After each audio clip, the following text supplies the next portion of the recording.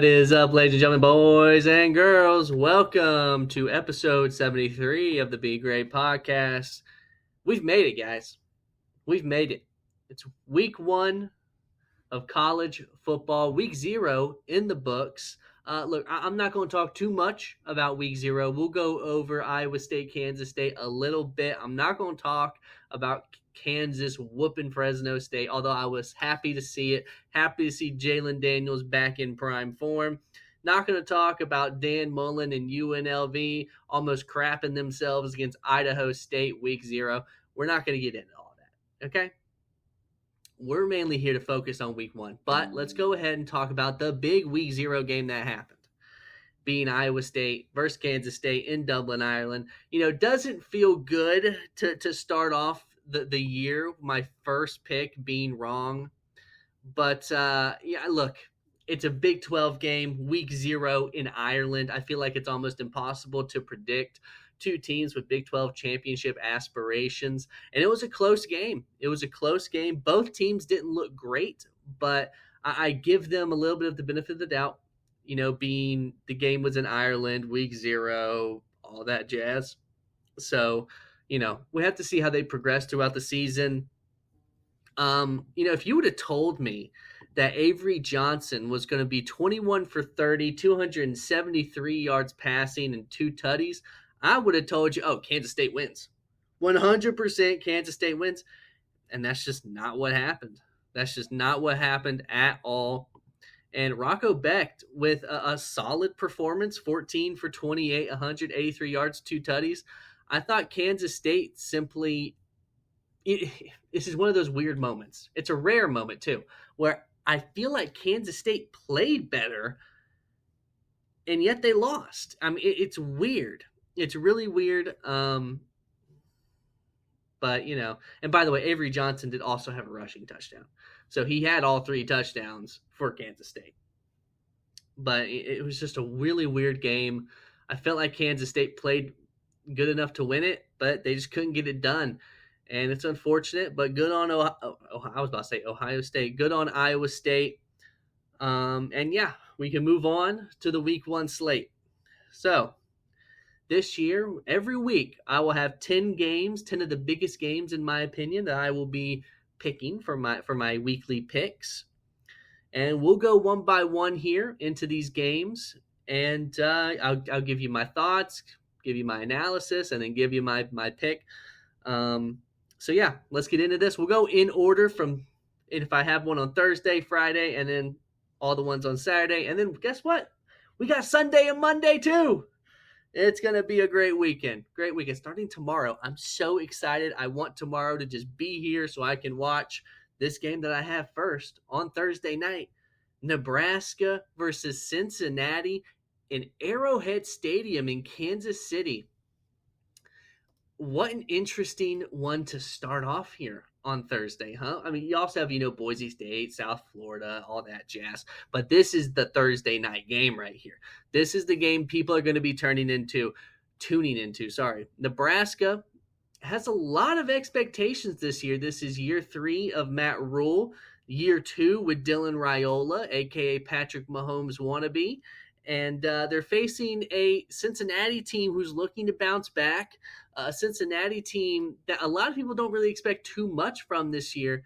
And I've seen some people predict Nebraska in the playoff because they have a very favorable schedule.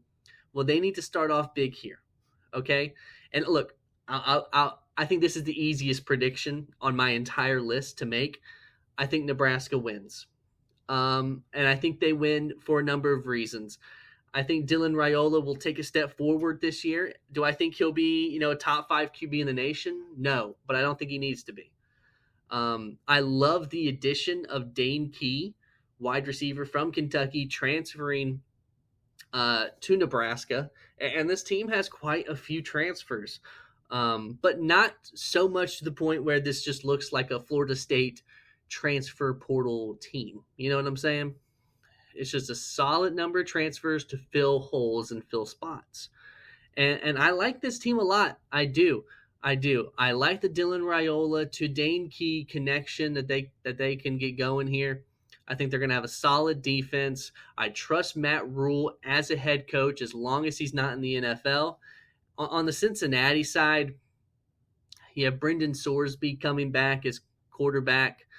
And you look, you have pieces, right? You have pieces. But like Matthew McDoom, for example, who I love, Coastal Carolina transferred to Cincinnati. Love Matthew McDoom.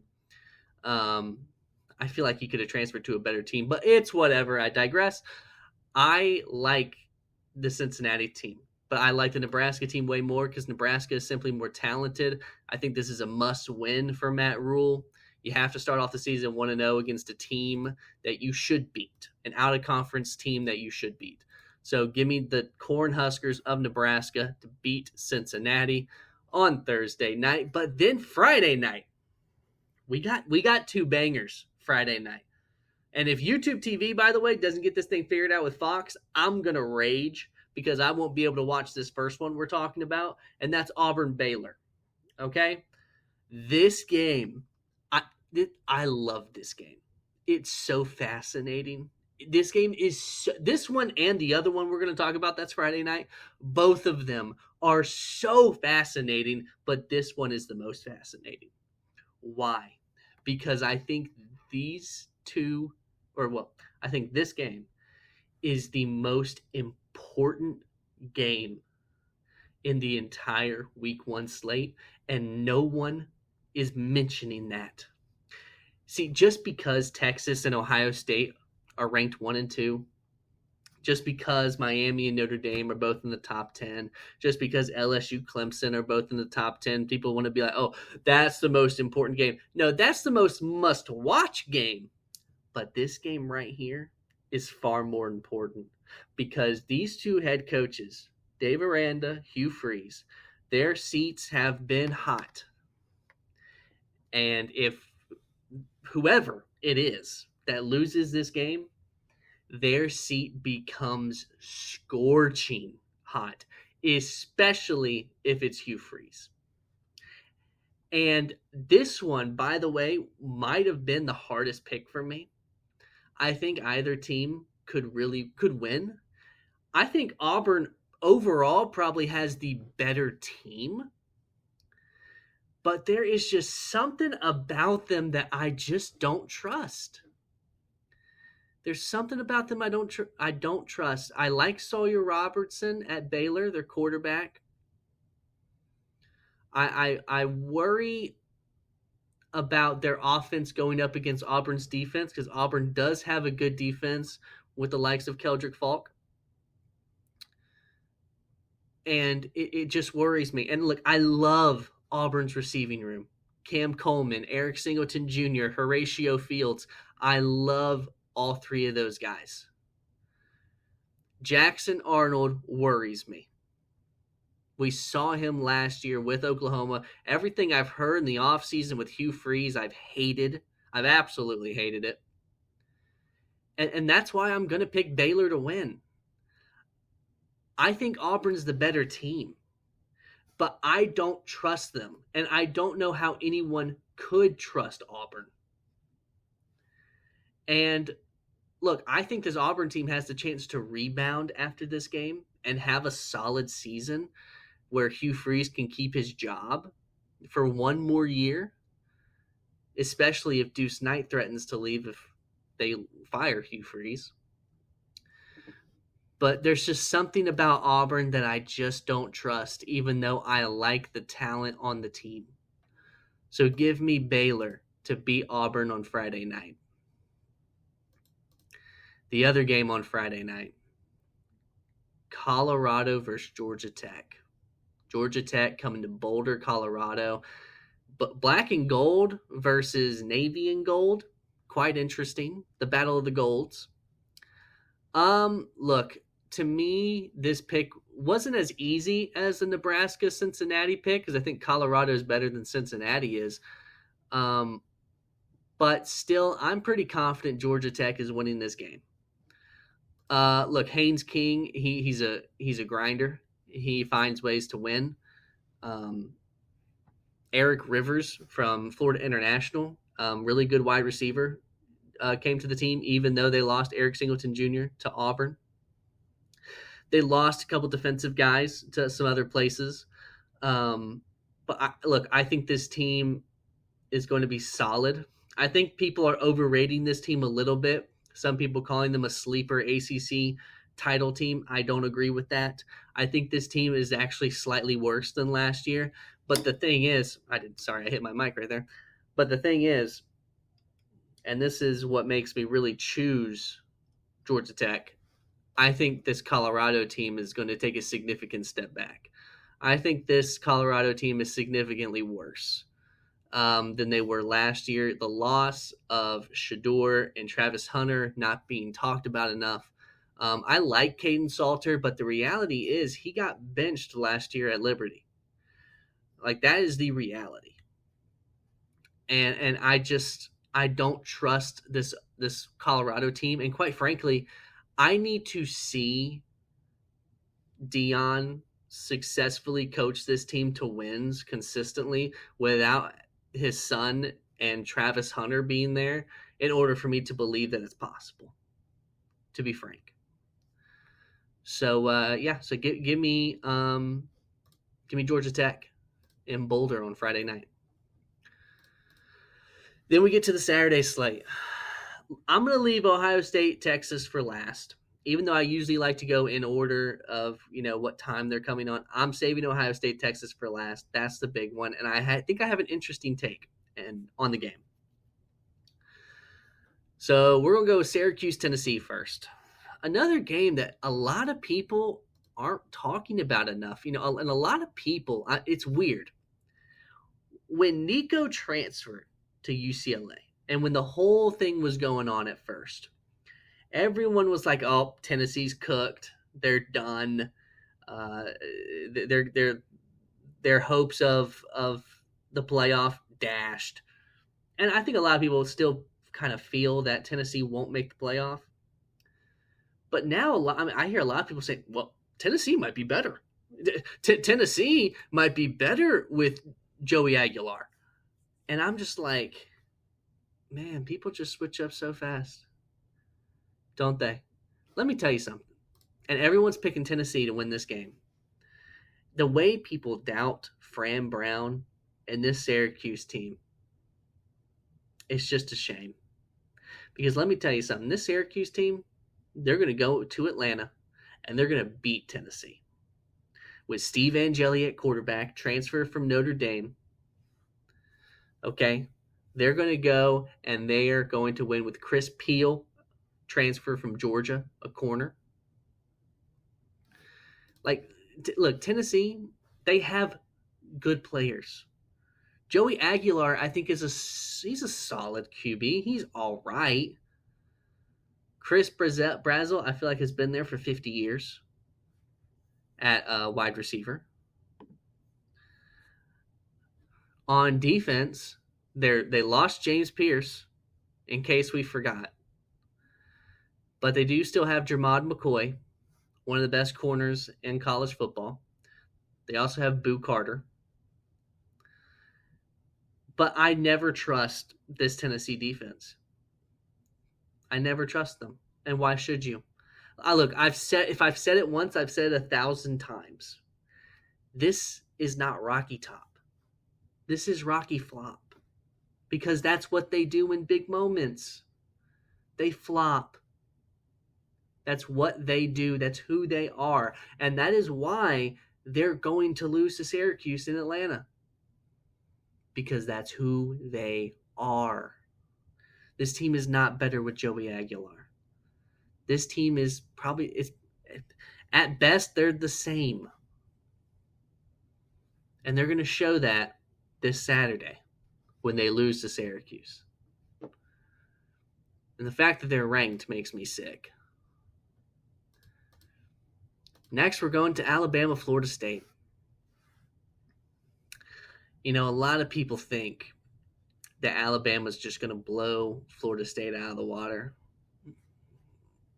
Doesn't help that their QB, Castellanos, has been just talking all off season. But you know what I think? I think they're exactly correct. I think Florida State's getting annihilated. I think this Alabama team is being overrated for this upcoming season. However, I still think they are significantly better than Florida State, especially considering the fact that Alabama is going to be pissed off. They have new quarterback Ty Simpson, who I don't believe is very good. And what aggravates me is that everyone who goes on the national media and says, "How could you trust Gunnar Stockton?" I don't trust Gunnar Stockton. I mean, he's not impressive, and yet they all trust Ty Simpson, who's been with Alabama since he was a freshman, and he could never win the job until this year as a redshirt junior because he's going up against a true freshman in Keelan Russell and a transfer in Austin Mack. But everyone just believes in Ty Simpson. Where you have Paul Feinbaum going, "Oh, I think Georgia is stuck in time. I mean, their playoff performance was ghastly." Oh, yeah. Well, Alabama's playoff performance. Oh, wait a second, Paul. Alabama didn't make the playoff, did they? You want to know why? Because their performance against Oklahoma was, in your words, ghastly. That's the reality. Look, Alabama's going to have a solid defense. I think this Alabama team is actually going to be very similar to what we saw last year. I think they're going to be very inconsistent. I think you're going to see weeks where they look like the best team in college football, but I think you're also then going to see weeks where they look like they're just trash. Okay? Brian Williams might be the most overrated wide receiver in college football. He had one amazing play and spin move against Georgia last year. And then for the rest of the season, he was mid. But everyone acts like, oh, he was elite all season. Yeah, no, he wasn't. No, he wasn't. They have a good defensive line, really good center, Parker Brailsford, really good left tackle in Caden Proctor. Jeremy Bernard is solid. Isaiah Horton, we'll see. Miami transfer.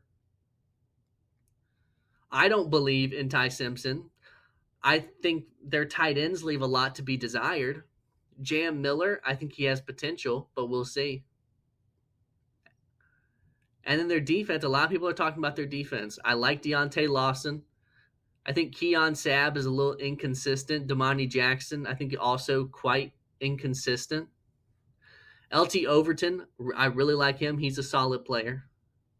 But nothing just screams like, oh, this team's elite. Nothing screams that to me. This team feels very vulnerable. However, they're facing Florida State, who is once again doing the whole transfer portal thing. They brought in Squirrel White, who was a mid tight end, a mid wide receiver at Tennessee. Deuce Robinson, who was a tight end at USC, now going to wide receiver at USC. By the way, he was mid at USC. Roydell Williams at running back. Tommy Castellanos, who got benched at Boston College. I mean, it's just nothing. I like Daryl Jackson Jr., their nose tackle. But nothing just. This team looks just so mediocre. It looks so mediocre. And I think Alabama just wallops them. I really do. Give me the Tide. Let's see. I've done this before, and it's quite annoying when it happens. So I like to look up the depth charts for these teams, just so I don't forget any players.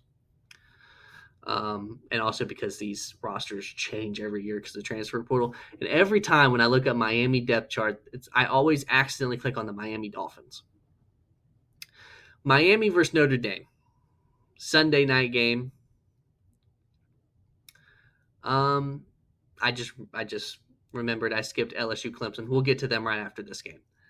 Miami Notre Dame. This one is hard to pick. I think Miami. The issue with Notre Dame is their quarterback. It's a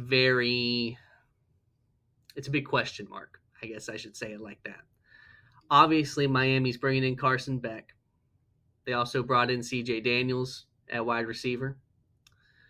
Um, that's mainly what they did. They still they have Mark Fletcher as their new running back this year. They have one of the he might be the best tackle low key in all of college football. In Francis, I can't say his last name, dude. Mauioa, something like that. But the thing is, I think this defense leaves a lot to be desired. I think it leaves a lot to be desired. I'm not impressed by the defense. I like Ruben Bain Jr. I think he's a stud. Other than that, though, not really impressed by any of it. On the other side, Notre Dame, they're bringing in Malachi Fields as a wide receiver. They still have Jaden Greathouse there. I feel like he's been there for 50 years. They chose C.J. Carr as their starting QB, which is kind of where I figured they would go. Jeremiah Love is the X factor for this game. He's their running back, obviously coming back. And honestly, the defense, I always trust Notre Dame's defense under Marcus Freeman. Oh my God, I almost had a brain fart and forgot his name. Marcus Freeman. I always trust this defense to be good under his coaching. So I'm not really worried about the defense. It's the offense that usually you should be worried about. But honestly, I think Jeremiah Love can carry this team on his back. He's that good. And I think he's the reason that I'm picking them to beat Miami. I think he's what puts them over the edge for me. And I'm going to pick Notre Dame to beat Miami. And I'll tell you what, I'm going against a lot of what the national media has been saying. Most of the media has been picking Tennessee to beat Syracuse. I think I've seen more people pick Auburn to beat Baylor than vice versa. Most people are picking Miami to beat Notre Dame because of the QB situation, which I understand, but I just simply disagree. Next, we're going Clemson LSU.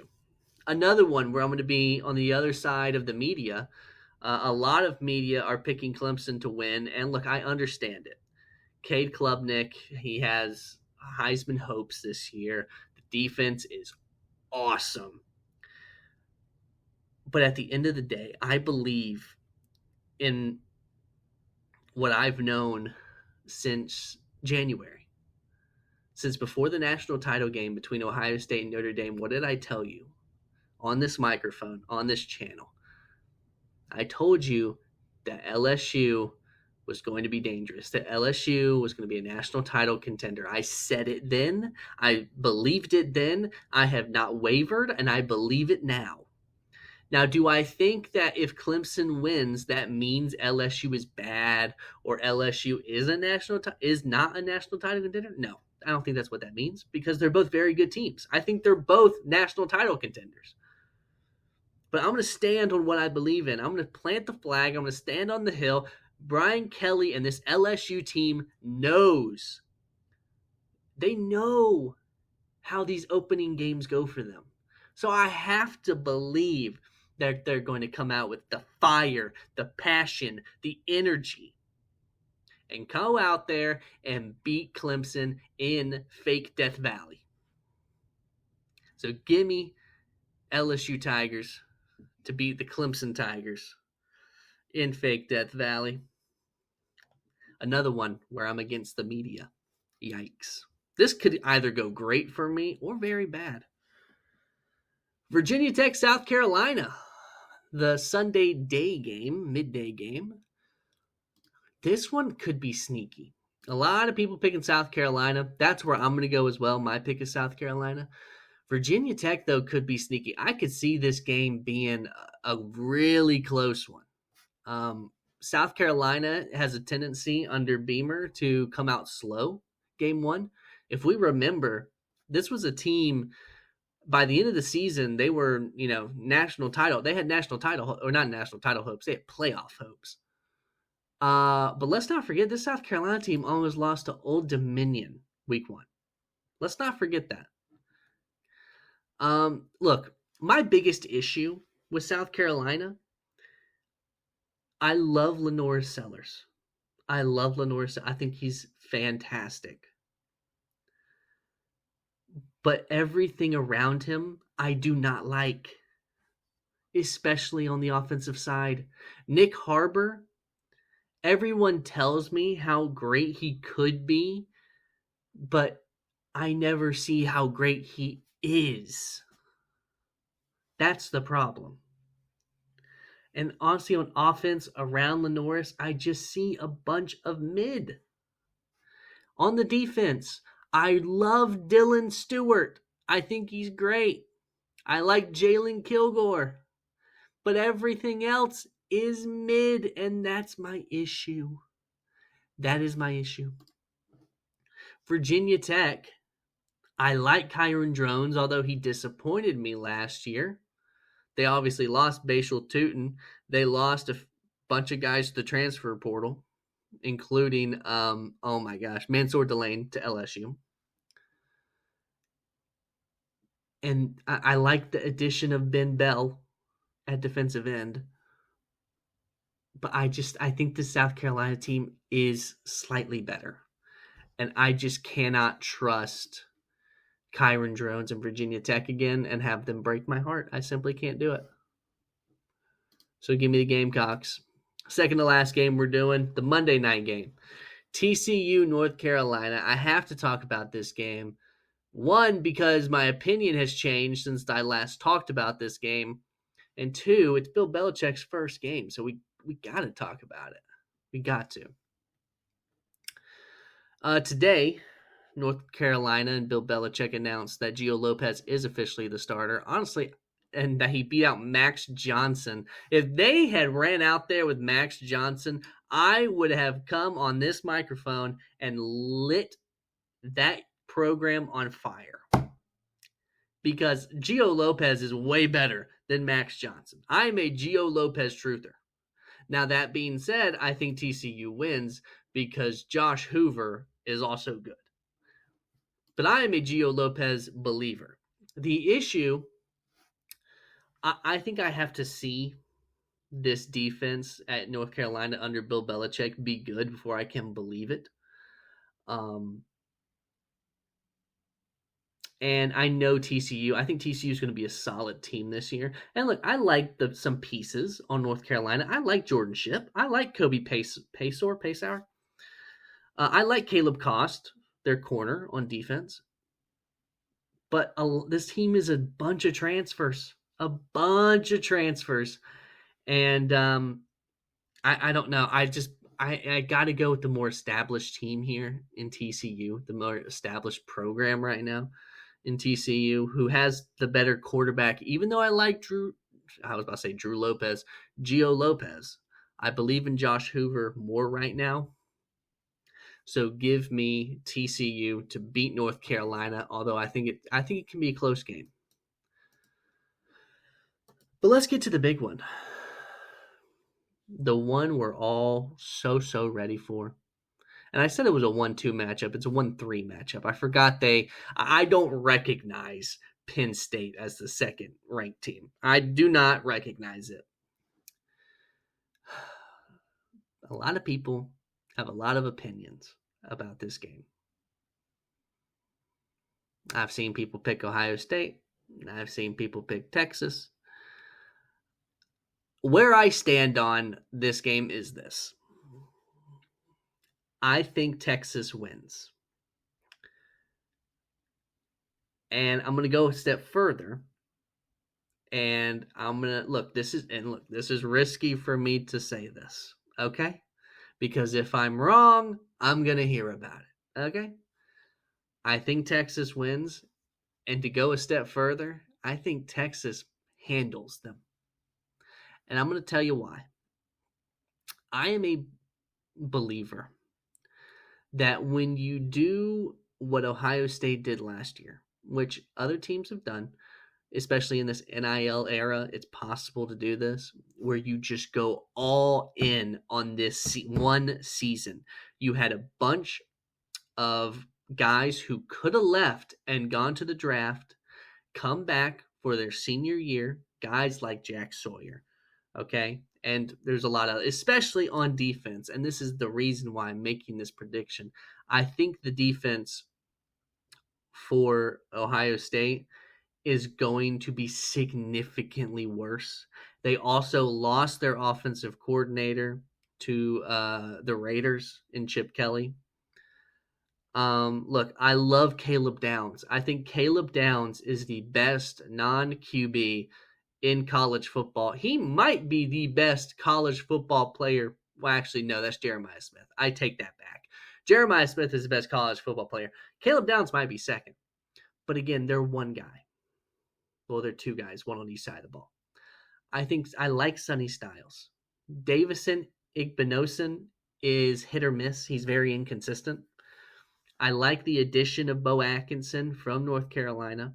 I like the addition of Max Clare, tight end from Purdue. But I think this team is going to be significantly worse than what we saw last year.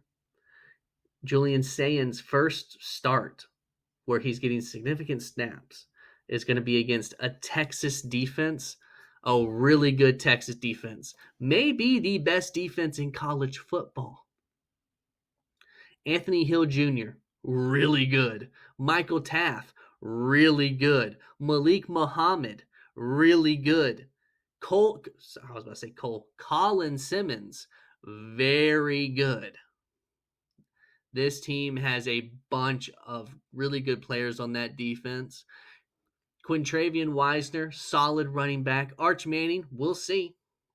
If he's half as good as everyone says he is, he'll be the best of all time. I mean, goodness. The defense, not the defensive line, the offensive line worries me a little bit for Texas. I love Ryan Wingo, their wide receiver. But I think Texas handles Ohio State here. I really do. Also, Ohio State has a knack for losing these early big games. They just have a knack for it. I always remember, I think Oregon beat them early in the season one year with Ryan Day. I think Oklahoma with Baker did as well, if I remember correctly. I could be wrong on that.